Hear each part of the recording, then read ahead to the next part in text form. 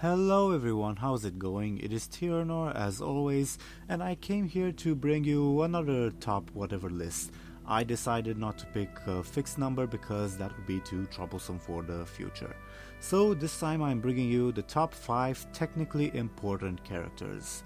Now, by this I mean someone who is said to have made a great contribution in the lore, or is said to have done something really great, but we don't really see either that specific action or much of that character either in the lore, in the game, or in the novels, or whatever else. If you're still confused, I think the list will clarify it as we go. As always, this is supposed to be a completely subjective list, which while this list is obviously more objective than the first one, it is still my personal opinion. And as another note, I have a list of honorable mentions because I decided that some people kind of qualify for this list, but they're still kind of not worthy to be mentioned in it. And I will mention the honorable mentions before number 1. See what I did there? Mention the honorable mentions? Yeah. So without further ado, here we go. Number 5 on my list is Samaras, the champion of the Banshee Queen and the first human ranger. I picked him because outside of his supposed titles, we don't really see much of him at all. He is supposed to be the first human to have been educated by the High Elves in being a ranger. He was the subject of a big political scandal between Kael'thas and Zul'Aman over allowing a human to become a ranger or not. And he is supposed to be the champion of the Banshee Queen, the strongest of the Forsaken, yet we see pretty much nothing of him. He is not present anywhere outside of the few quests in Eastern Plaguelands that he had in Vanilla. He is not seen during the Battle of the Undercity. He is not at the Argent Tournament. He is not in Northrend. He does absolutely nothing. And outside of some speculation that he and Sylvanas might be together, so to say, he will probably continue to do nothing outside of train hunters, which now even that he cannot do. So yeah, Samaras. Number 4 on my list is Elden Pernold, the son of Aiden Pernold, aka the king who betrayed the Alliance during the Second War. Elden, the son, was supposed to be a sort of a tragic character because he was the one trying to restore Alterax's reputation and political credit after his father unintentionally screwed the kingdom over. Yet, despite all of his efforts, his father once again allied with the Horde during Beyond the Dark Portal, which caused the Alliance to disband his kingdom and Elden to become an outlaw while his father was imprisoned. And while all of this was happening, Elden slowly gathered his supporters. He slowly gathered an army to retake Alterac.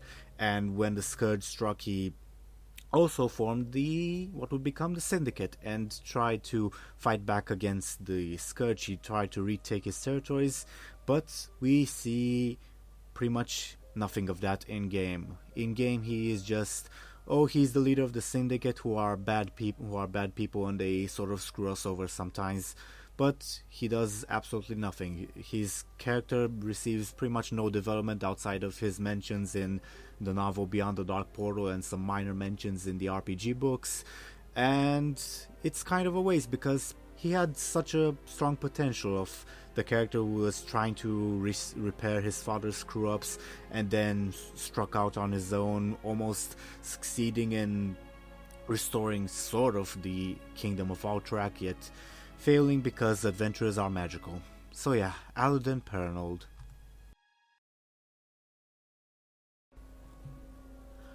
Number 3 on my list is something that I'm sure will spark a bit of controversy. It is Medan, the sort of current guardian of Tirisfal.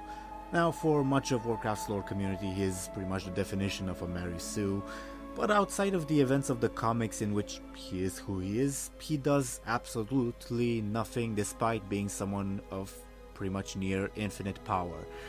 We get some lore mentions from Blizzard that he sort of stepped down lately. We see Khadgar has Atiesh, who he was supposed to have, but otherwise we have pretty much no mention of him, which seems kind of like a waste. Blizzard really seemed like they created a juggernaut and they are now trying to sweep him under the rug because they have no idea what to do with him, but they're trying not to outright retcon him.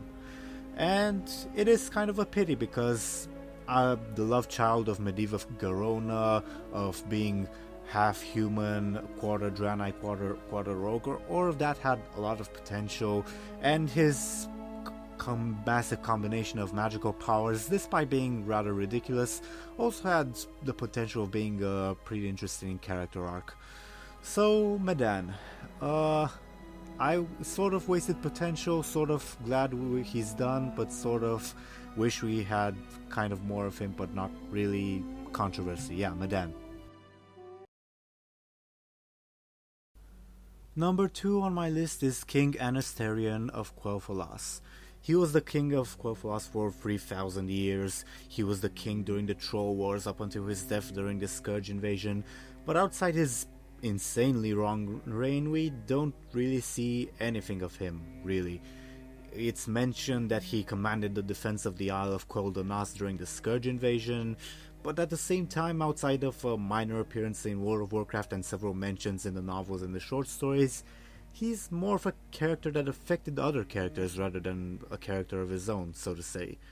Which is kind of a pity. I would have really liked to see why he was so well loved by his people. For example, Blood of Males, when they use Slash Charge, they shout for Asterion, and even Kael'thas decreed when he returned to Quel'thalas that Asterion was the last king of Quel'thalas, a decree which, despite Kael'thas' eventual insanity, that decree is still respected by the current leadership of the Blood Elves. Lor'themar styles himself as Regent Lord of Quel'thalas rather than King of Quel'thalas, even though he could technically start his own dynasty.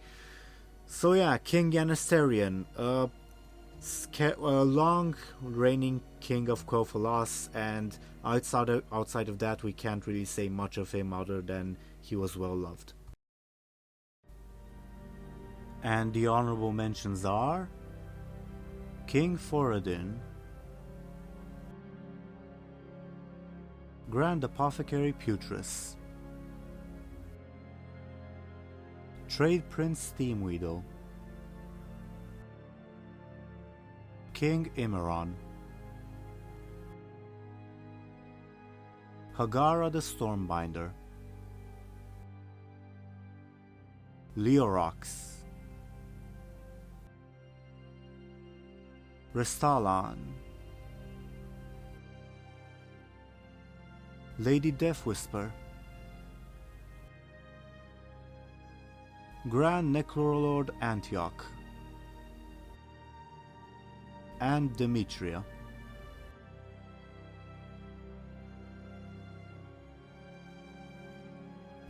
And number 1 is... Diamani never give up. We never forget. We never die. This is our land. You wanna stay? You stay here forever. We gonna bury you here. Number 1 on my list, and a pretty big frustration of mine, is Zul'jin. As I mentioned in last week's lore fact, Zul'jin was the first troll since the devastating troll wars to unite the troll tribes. He defeated each individual chieftain of every single tribe in some sort of trial, ranging from what I've heard, from swimming to personal combat to whatever else, until he became the undisputed leader of the forest trolls. He provided vital assistance to the Horde during the Second War, hoping to defeat his long-standing enemy, the High Elves.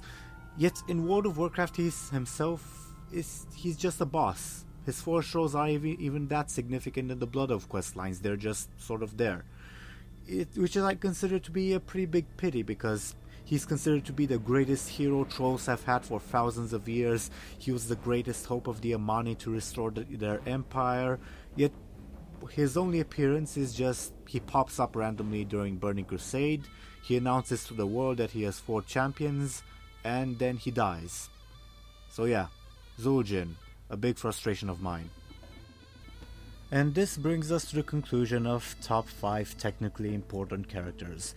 I hope you enjoyed the video, and I hope to see you all next time.